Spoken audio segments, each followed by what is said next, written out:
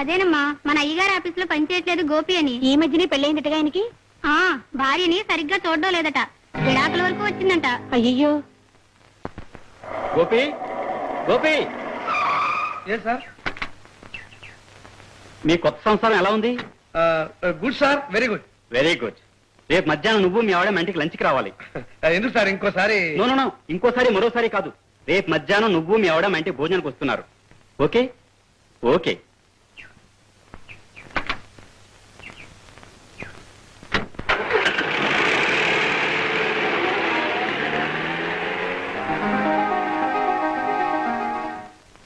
లంచ్కి పిలిచింది మా ప్రొపరేటర్, అంటే మనకి భోజనం పెట్టే ఆయన. అందుకని చక్కగా డీసెంట్ గా డ్రెస్ చేసుకో, అర్థమైందా? వెళ్ళు. ఇదిగో, వారికి మన గొడవల గురించి తెలియదు, తెలియకూడదు కూడా. వారి ముందు నువ్వు నేను ఎంతో అన్యోన్యంగా ఉండాలి. చాలా అన్యోన్యంగా ఉండాలండి. ఉండటం కాదు, ఉన్నట్టు నటించాలి. అలాగేనండి. నటించడం గురించి నీకు నేను చెప్పాలా? మీ కుటుంబమే పెద్ద డ్రామా కంపెనీ. చెప్పిందంతా విన్నట్టుగానే నటించి మీ నాన్నను మోసం చేయలా? ఆయన కుదిరేగా నువ్వు వెళ్ళెక్కడా? ఇదిగోండి. ఏమండి, మనం స్కూటర్ మీదేగా వెళ్తున్నాం. ఆహా, ఆ సరదా కూడా ఉంది నీకు. వెనకాల కూర్చుని జాలీగా నన్ను నడుము పట్టుకుందామనా? అదేం కుదరదు. టాక్సీలో పెడుతున్నావు, నేను ముందు కూర్చుంటాను, నువ్వు వెనకాల కూర్చుంటావు. ఏమండి, వెనకాలంటే డిక్కీలోనండి?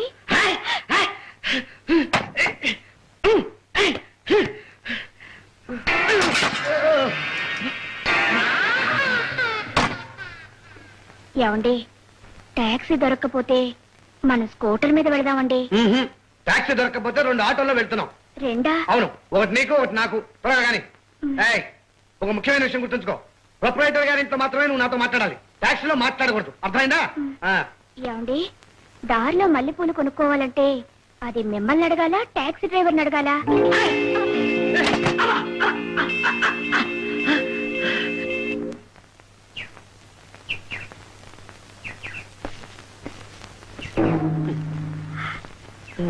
ముచ్చటగా ఉన్నారమ్మా.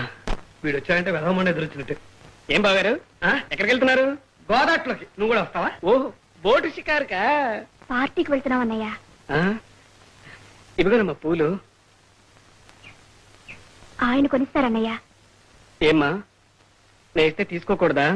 వద్దన్నయ్య, ఇవి తీసుకుంటే ఆయన కొనివ్వరు. ఎంతైనా ఆయన కొనిస్తేనేగా నాకు తృప్తి. ఓహో, అవునమ్మా, అవును. ఇదిగో చూడమ్మా, బావగారు ఆయన చెప్పినట్టే నడుచుకోవాలి. రాయి అయినా రుబ్బు రోలైనా మొగుడే. బాయ్, ఎవరు ముసుకో. పెద్ద రక్త సంబంధం సినిమాలో ఎన్టీ రామారావు సాహిత్యంలాగా అన్నా చెల్లెలాగా తెగ వరకు వస్తున్నారు. అదే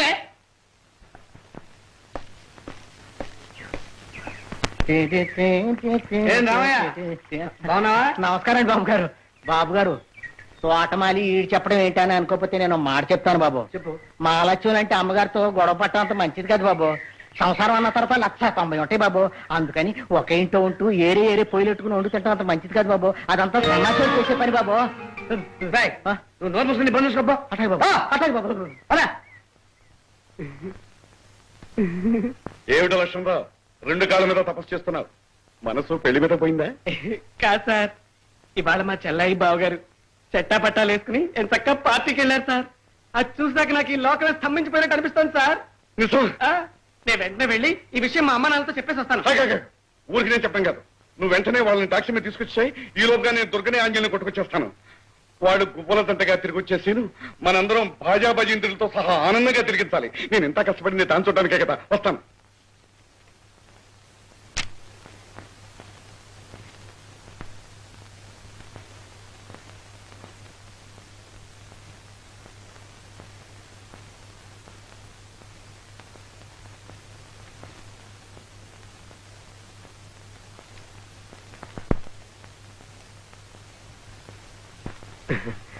ఏం రాజు, ఇవాళ కాన్వెంట్ లేదా?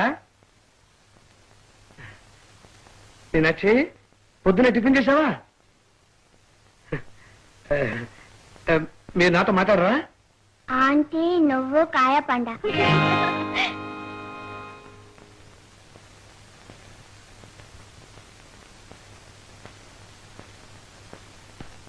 ఏమయ్యా లక్ష్మణరావు, వాళ్ళు ఇంకా రానేలేదు. నిన్ను నమ్ముకుని అన్ని ఏర్పాట్లు చేసుకొచ్చాను. అసలు వాళ్ళు జాలీగా పార్టీకి వెళ్ళారా, మూడిగా కోర్టుకి వెళ్ళారా? జాలీగా పార్టీకే వెళ్ళారు సార్. ఈ 2 కళ్ళతో చూశాను. గొప్పగా పిలిచారు పార్టీ. అందరూ సలహాలు చెప్పేవాళ్ళే. ఇటు చూడు బాబు. ఏమిటో నీ గోళ? అందరూ చెప్పింది నువ్వు ఇంకోసారి చెబుతావు. ఇల్లాలి ఇంటికి దీపం, ఆ పెళ్ళాంతో పేజీలు పడకూడదు, అన్యోన్యంగా ఉండాలి అని చెబుతావు. అంతే కదా? అంతే బాబు. వెళ్ళు నువ్వు.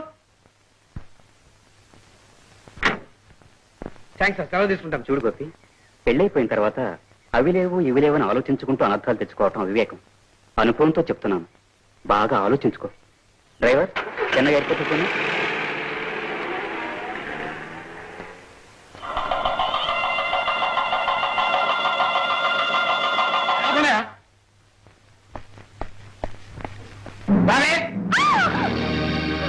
ఏమిటి గోపి, ఏమైంది? ఏం జరిగిందో దాన్ని అడగండి. నేను వెళ్ళి ట్యాక్సీ తీసుకొస్తాను. అది ఒక క్షణం కూడా ఏంటో ఉంటాను వీలేదు.